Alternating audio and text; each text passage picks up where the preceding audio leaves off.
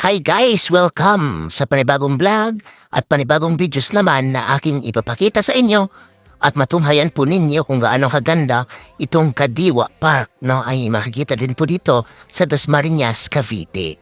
No? Sana po ay makapasyal po ay dito na napakaganda ng itong park na ito na kung saan makikita natin ito, yun, sulong. Sulong pa, yun.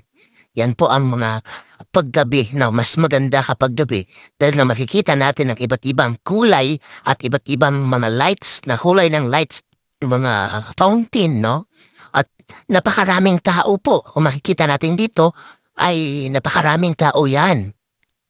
Tara na po, ano pang hinihintay nyo?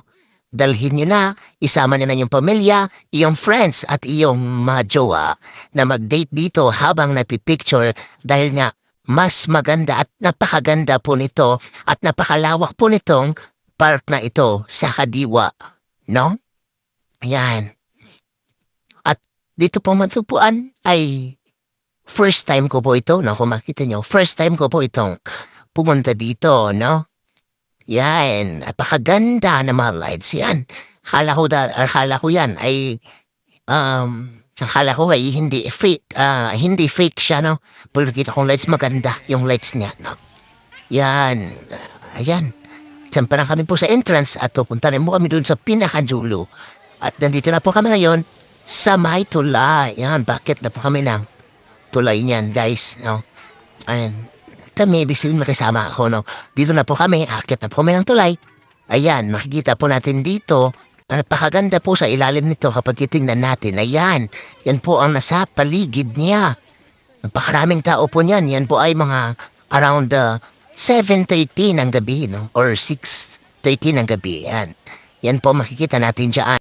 Oh, yan na guys. Hello, mga baby. Oo ba, yung mga bata, no? Marami pong mga bata dyan, guys, na makikita natin. Kasi nga, nandyan po yung mga complete po yung mga playground sila yan. Dyan po banda ay playground. At saka dito po, pupuntahan po natin kung saan yung may kulay ang tubig, no? Kung saan yung mga kulay ang mga bulaklak, no? Na napakaganda ng kulay ng bulaklak na ito. At ito na po, napakaganda. At binidyohan ko pa talaga, no? Ayan.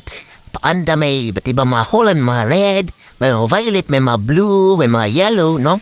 At ito po ang gusto kong mapuntahan doon kasi nga may kulay siya at napakaganda po ng fountain at tubig na nandyan po sa may Kadiwa Park o nandito po sa Kadiwa Park, no? Mga kapatid at mga guys ay ano pa hinihintay nyo, no? Puntahan natin at makikipagbahagi tayo at makikipagpicture tayo para din may good memories at magandang memorya tayo na makikita dito, no? At yan, mga lights po, hala ko nga, makukuha na kasi tapos na ang Christmas, no? Pero hindi pa pala. Kasi nga, napakagandang pasyaran nito, no? Stress reliever, kung tawag natin, no? Pito yung mag-gana dito kasama ng ating mga friends o ating pamilya na gusto nating magpahinga galing sa trabaho, pito tayong dumiretso dito. At dalhin din po tayo sa mga iba't ibang mga pag-aaral o mga stress sa paralan. Isa sa mga papel, pwede tayong pumunta dito. No, makikita po natin ito, napakaganda, no? Ayan. Yan po, talan niyo po ninyong mga anak. No, mga pamangkin, no? Gustong-gusto nila itong mga elephant na ito. Na kung saan yan. Gusto-gusto na talaga nila mag-alap dito. At napakaganda po nito, no?